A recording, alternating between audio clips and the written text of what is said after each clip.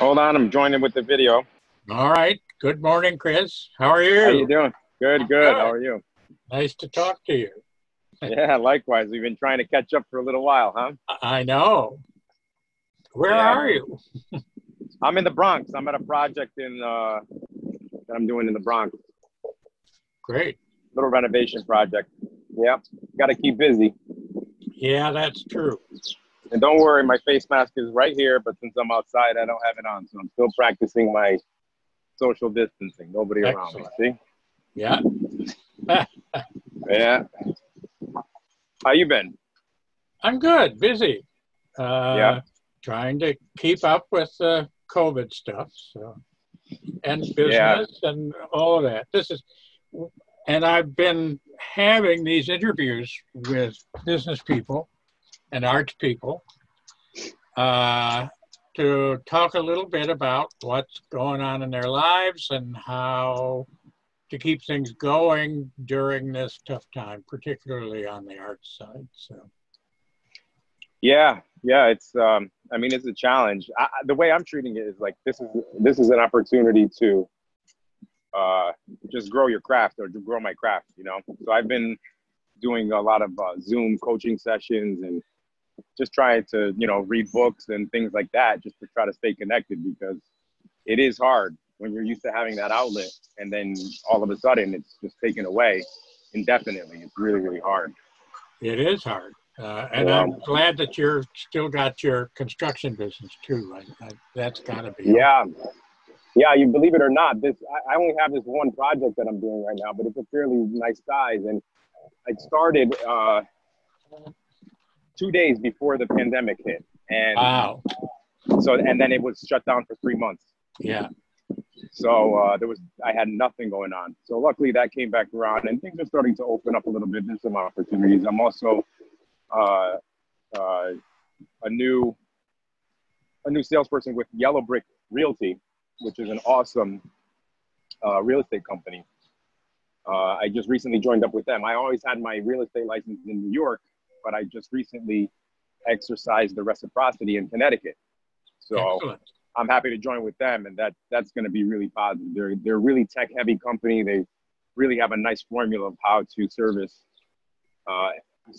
you know, the clients and make it really, really seamless. So yeah, it should be really exciting. Yeah.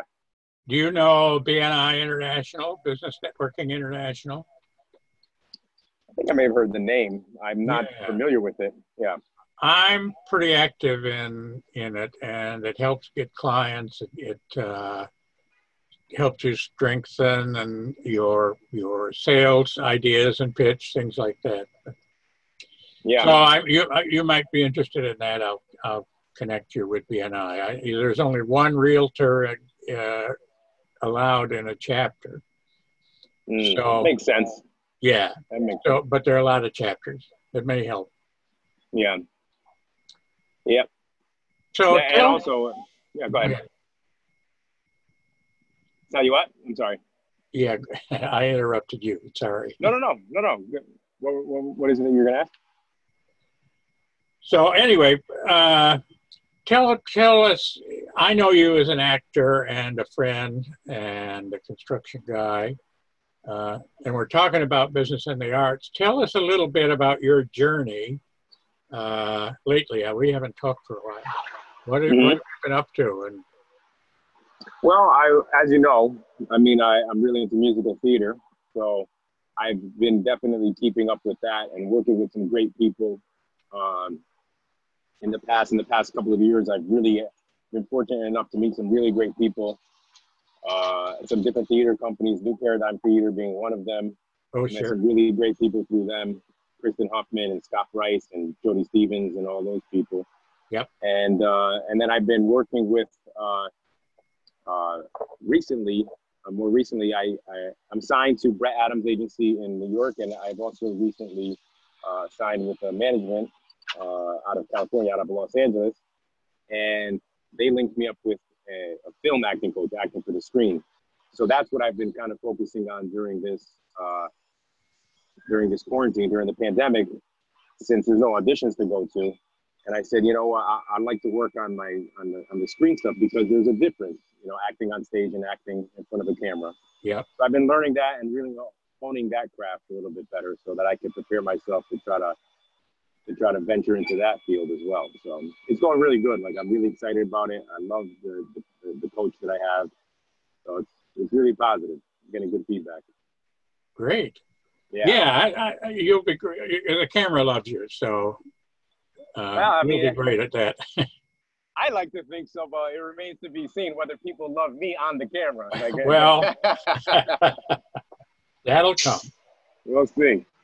So for people out there who are watching us, what sort of advice or how did you connect with these people? I know you got into Actors Equity and that's helpful. Well, that was through Music Theater of Connecticut. Actually, I got my equity card at Music Theater of Connecticut. That's Kevin Connors and Jim Schilling run that, and that's a great place as well.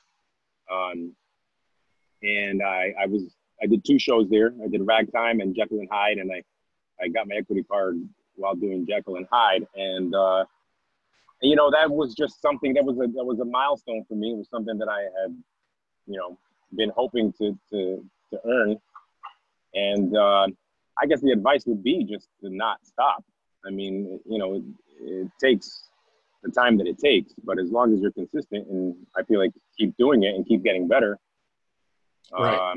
You just keep putting yourself closer and closer to the sun. That's what it comes down to. You know, just get closer and closer to the sun, and then eventually it's, you know, you start to see the fruits of your labor, pretty much. Yeah. You know, and another thing is that, I think in anything in life, whether it's business or the arts or anything, it's to temper your own expectations, you know, because a lot of times I feel like we place expectations on what we think the outcome of a situation should be or how we think things should work out. And when it doesn't, it gets very frustrating, and you kind of throw your hands up and blow the whole thing up sometimes, you know. And if you just let things happen the way that they are naturally going to, and just, you know, happen organically, it's much less frustrating for you, much less stressful, and you enjoy the journey. You enjoy the journey more, you know, and people can see that. So yes, you know. For like sure. my headdress, like the headdress that I have on, the tree behind me kind of looks like a big headdress. Yeah, it looks good. Yeah, thanks. Yeah. Yeah, I'll move that way so it doesn't quite look so obvious. Well, it's a building now, but yeah, that's a better shot, Chris. Yeah. See, the cameras.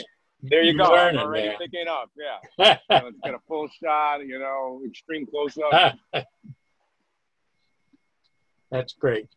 So, what about? And I know you changed your name. Well, it's my name. That's it's actually just my first and middle name. Oh, okay. So my full name is Christian Manuel Cardozo, and a lot of people in business, everybody calls me Chris just for short. Right. And so I said, you know, I kind of like the ring of Chris Manuel, and Manuel is also my grandfather's name. He's still alive. He's 98 years old. Awesome. I said, you know, I like I mean, obviously Cardozo is also, but that belongs to everybody. Manuel just belongs to him. So it's a nice little gesture. A nice tribute. Felt like, yeah, nice tribute. Yep. So it's that's the reason behind that. And I just like the way it rolls off the tongue, frankly. Chris Manuel just has a certain je ne sais quoi. Yes, that's right. Yeah, it does. There's another Manuel out there, maybe not spelled right, but well, I think I have a few more items to check off my list until I get to that status. So I think if you're speaking of the Lin Manuels of the world, yeah, it's certainly he's done quite a bit done quite well for himself. So maybe if that little Manuel name works, if that does the trick, then great. That would be. But I think it takes a little more than that. Well, it's on the list, as you say. Yeah. I like that, and I think you're right, Chris. The mindset that keep going, keep moving forward is key. It's key in business. It's a key in life. You've got to keep you got to be positive. You've got to do all of those things, and the universe will open up for you. Yeah, and one of the best pieces of advice that I've ever had someone tell me, it really resonated with me, but it took a while for it to click, is time takes time. 3 words. And it's just, you can't, you could try to rush it. You could try to slow it. It's not going to work. You can't buy more of it. It's the time just takes the time that it takes. So, you got to be patient. You have to be patient, and you just have to stay the course. And that's with anything you do. And before you know it, the time starts adding up, either in a good way, or you start reaching your goal. Like the time starts decreasing. So the time between opportunities starts to decrease as time goes on. So if you have a good respect for that, and you have patience, and you're really dedicated to it, I feel like anybody can literally really do anything. You just have to want it bad enough at the end of the day. Yeah, I know that's right. We've been working on the business side, and things are moving slowly, but as you say, time takes time. And they're moving. Yeah, that's the thing. As long as you're moving and not standing still, I mean, you're in the right direction. Yeah. And some days are sometimes, and then one day it's gonna all click, and then it starts moving at hyperspeed, and you wish that things would slow down. Right. Yeah, you find out, oh my God, I have no time anymore. I have so it's be careful what you wish for too. That's right. But I'll let you know when I get there. Well, I'm sure, and I'll keep up. I keep stalking you, Chris, and so. Not at all. It's great. I mean, we've known each other a long time, ever since Titanic. I know. When we met, and we spent our time on the yacht. That was my first time on a sailboat, actually, when we went out. Was it? Yeah. I had never been on a sailboat. Yeah. So that was a fun experience too when we did that. That was. The boat's gone now. I know. You told me you retired, huh? Yeah. Well, maybe we'll get another one. Yeah. You know what? It's unless you have a crew and a lot of people to go out, I would imagine it's kind of tough to go out. It's not like you can take a boat like that out by yourself, right? I mean, it makes it a little bit difficult. Well, you can, but there's a lot to do sometimes all at once. Yeah, I would imagine. So yeah, cruise better. And we used to, if we get it, we'll have to go racing some night. Those sailboat racing is a lot of fun. Yeah. So what have you learned during COVID in particular? What things could help people that you've learned during this time that can help us keep moving forward? What I've learned is that the things that the majority of people, I think, at least that I thought were important, are pretty irrelevant in the big scheme of things. It's just, when it first started, nobody had any idea how long it was going to last. I was thinking maybe 2-3 weeks, and then it's back to reality. And as time went on, it was a little frustrating. I'm somebody that is pretty driven, so like I like to go. Mm-hmm. So to just have absolutely nothing to occupy my time was a little tough. Although I did get a lot of yard work done. But what happens is, I said, you know what?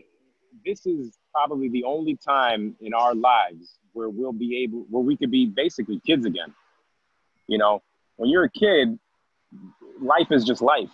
You don't have all those stressors of work relationships, this, that. Yeah, people went through financial hardships, but thankfully there's a lot of programs in place that help people out. I hope that everybody has access to that, but it's like one of the only times in our lives where we can just be alive.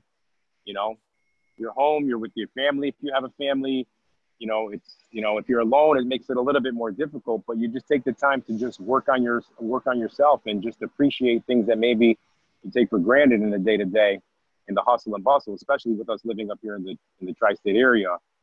It's so fast-paced that you don't take a lot of time to kind of sit back and to use a played-out expression, smell the roses, but it's true. Which, by the way, I got to give you a tidbit that I've never told anybody. It's one of my guilty pleasures, probably my best guilty pleasure. Speaking of smelling the roses, is when you first open up a tin of new coffee, I stick my nose, I just crack it a little bit. And I love the smell of that fresh new coffee, just open can of coffee. So there you have it. I said it first right here with you. So that's the exclusive. Yes, excellent. That's it. I'll cherish that thought, and next time we have coffee can to open, I'll think of you, Chris. Yes, thank you, thank you. And try it. I mean, I tell you, there's nothing like it. Yeah. Cool. How are the theater people that you know, the theater producers, how are they surviving? What are they doing or aren't they? I tell you what, I would not want to be in their position, honestly. It's tough. It's tough. And the more that time goes on, I think the harder that it probably is to keep people engaged in supporting. You can only go to the well kind of so many times, and it's hard. It's really, really unfortunate. I feel terrible for people who have spent, years and years and years building up to a certain point, and now kind of have the rug yanked right out from under them. I know a lot of people that have, for instance, have to move out of New York, give up their apartments. I was speaking with a good friend of mine the other day who's on Broadway, and he was saying that he is, he knows so many people, chapter and verse, people moving out, giving up rent-stabilized apartments that they'll never get again. And, I feel bad for people coming out of school, that have, that paid a lot of money to go to these institutions just for the showcase, and then there is no showcase. There never will be. So it's not a good situation to be in. I think that sorry about that, I had a call coming in. I think that especially the uncertainty of it doesn't help. And, but I think everybody's kind of do what they can online. I've been a part of a couple of charity showcases and broadcasts and things like that. I'm fortunate enough to be shooting a short film. I was asked to be in a short film, and I'll be doing that next week. So there's slowly but surely there's things starting to pop up to give a little bit of that outlet. Yeah. But it's nothing like it was obviously before. Right. So it's just it's tough, and I just I hope that people are able to keep their passion for the arts, and not just actors, because obviously for us it's in our DNA. It doesn't just go away. For performers of any sort, but for the people the general public, people that support the arts, that they will come back and they will continue to support it, and even more so down the line. So we'll see. Yeah, people are missing the theater, and the people I've talked to, that's true. We both know Lou Arson at Curtain Call in Stamford, and he has done a marvelous job, God bless him, for keeping Curtain Call alive. And they even now are having a performance. They're doing live performances in Stamford. Shakespeare on the Green, right? Yeah, Shakespeare on the Green. It's now Shakespeare Sings on the Green or something like that. Okay. But good for him. Yeah, he's got a bunch of people singing and doing Shakespeare monologues. They're keeping 12 feet apart and wearing masks and the whole show. But it's live theater, and it's, God bless it. I'll tell you what, if anybody knows how to build a theater company and basically from the ground up, it's Lou. I mean, and he will leave no stone unturned, and he's always trying to figure out, I mean, that's his life. That is really, he's so dedicated to everyone there. And he, like, I know Lou, he really feels a sense of responsibility to keep that out there and to also provide that outlet for everyone else. As we both know, it's a non-equity house. And, you know, for a lot of people, that's their one outlet, you know, and that's their, it's more than a hobby, you know, it's a passion. And so it's good that people are still able to, at least on a smaller scale, still be a part of that. And I'm happy for Curtain Call. They do well with fundraising every single year. They're very well supported, and I hope that continues. Yeah, I hope so too. And you're right. If anybody can do it, Lou can. So. Yep. No, he works nonstop. He's one of the hardest working people that I know. Yeah, really. And a good guy. You know. Yeah, great guy. Great guy. So. Yep. So yeah, I was fortunate enough. Yep, that's right. That's right. I see the Ragtime script there behind you. What is that, the score? Yeah. That was my favorite show. Unbelievable. Yeah. Did you see it when we did it at Music Theater of Connecticut? No, and I wanted to. I know you were in it, and I didn't get to see it. Yeah, I'll tell you what, I'm so grateful that I had the opportunity to do that show. And it resonated with me at the time when we did it pretty deeply. And today, it's all the much more. I mean, we only just closed it a few months before the pandemic. And then with the whole George Floyd incident and the Black Lives Matter movement, it's amazing how much of a correlation there is between that show, which is based seemingly a long time ago. It's really not that long ago. Right. And how here in 2020, we're still dealing with essentially the same exact issues, you know? And, but the difference is that it's good to see the support that from people of all walks of life, you know, every skin tone, every gender, every sexual orientation, nothing mattered. Everybody came together to kind of support, not everybody, but the people that were supportive of it really showed that support publicly, and that was good. So there's still work to be done as far as that goes, but it was nice to see that it was taken more seriously than it has been in the past, in my opinion. Mm-hmm. Yep. And I think that's one of the things that people in public life, actors, who are passionate about things and support things, have a voice that others don't have or can't use, and it's a blessing to have that and to use it constructively to make the world better. And I think that's what the arts are about. Yeah, I agree. I mean, if I was to ever have a big platform, that's the only reason that I would want it. You know, like I think that anytime you have a position where you can do good, and it's your responsibility to do that. Now, listen, my idea of doing good might not match yours or the next person's, but I feel like if you have people in general's best interest at heart, that's the starting point. You know, what happens is too often people have their own interests at heart, and that's where the problem comes. But if everyone, it doesn't matter to me like that your views necessarily align totally with mine. It matters to me that you can explain it in a coherent way and make sense and be logical about it, and we can have open discussion about it, because that's what's necessary for anything. You have to talk about it openly. If you keep these skeletons in the closet and keep everything under the rug, it never gets fixed. It just festers and festers and festers. So that's why I think it's so important that this kind of happened. And I think that the fact that there was a pandemic kind of drove that, because people were already frustrated, were already kind of at their tipping point. And that gave everyone something to rally around and to kind of to come together about. So things happen for a reason, you know.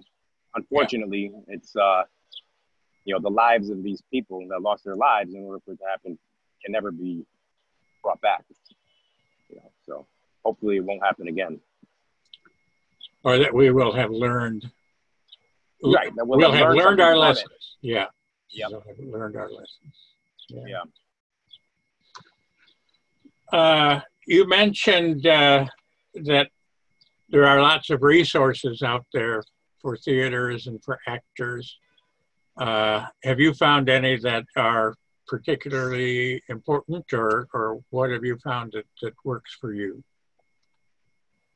Well, I do private coaching, but there are also groups like one of the groups that came up kind of shortly after the pandemic started was the Quarantine Cabaret, for instance, on Facebook.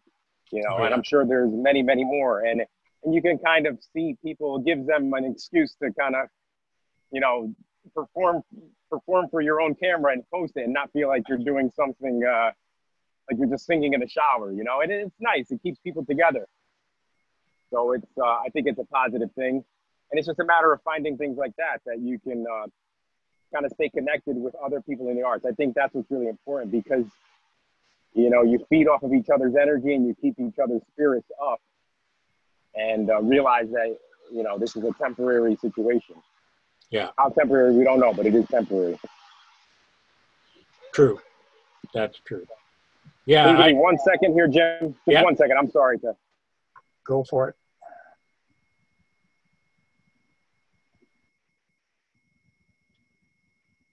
Get the guy. Hello? Yep, we're here. Just took a delivery for the job here. Thanks. All right. Sorry about that. Well, I think we probably are okay to stop for a while, but so I think we've talked about some of the keys to survival, what opportunities there are, those kinds of things. What is Go ahead. Go ahead. The other thing is also, you know, to exercise your creativity, you know, writing your own stuff or create your own material. And, you know, that's a good time to do that. Like, I've been putting down a lot of ideas that I've been kicking around in my mind that maybe sometimes I don't have the time to dedicate to concentrate on. And I have the time to do that now. So I've been taking advantage of that. So yeah, it's another good idea. Do you have a YouTube channel? I do. Yeah, I don't post to it often enough, but I do. I do have a YouTube channel, and also on social media, it's I'm Chris Manuel. At I'm Chris Manuel is my Instagram handle, and on Facebook, you look me up, Chris Manuel, and I post a lot of things on those sites as well. Yeah, I think we follow each other on both of those. Yes, we do. Platforms. Yep. Good. So one more question. Sure. What's the meaning of life? You're gonna have to give me a little bit more time on that one. I got check back with me in another 20 years. Maybe I'll be close to 20% figured it out. I don't know. I mean, listen, the meaning of life is to constantly ask that question, I guess, until you're taking a dirt nap, to put it bluntly, you know. Listen, there's a quote that I can't remember, frankly, who said it. Maybe you'll know. But about when you get to the end of the line, you know, I'm paraphrasing big time, but basically wanted to be washed up, like I want to be used up completely. I want to have experienced as much as I can, which is why I'm involved in a lot of things. I mean, I'm really passionate about Brazilian Jiu-Jitsu. So that's another thing that's kept me occupied, and you know, just attack whatever it is that you do with 100% passion. I mean, there's no limit on love and passion, and we put it on ourselves. You know, I could be passionate about many different things. I could want to experience things fully. I think that's the meaning of life, because, you know, we don't know how much time we have here on the planet. Yeah. You got to make the most of it and try to leave a positive mark. You know, you don't have to be Elon Musk. You don't have to be, you know, Mother Teresa. if you can affect one person's life positively, you did your job. I feel like just live a good life. That's all I would say. All right. I love it. Good answer. Oh, Chris, thank you so much for this. It's been a pleasure to talk to you. Maybe we could do it again. Let's not be strangers. Yes. Yeah, absolutely. Absolutely. All right. I know you got a lot to do, and you're a busy guy. I appreciate this. So thank you. Absolutely. Have a good one. Have a good one. You too. Thanks, Jim. Bye-bye. Bye.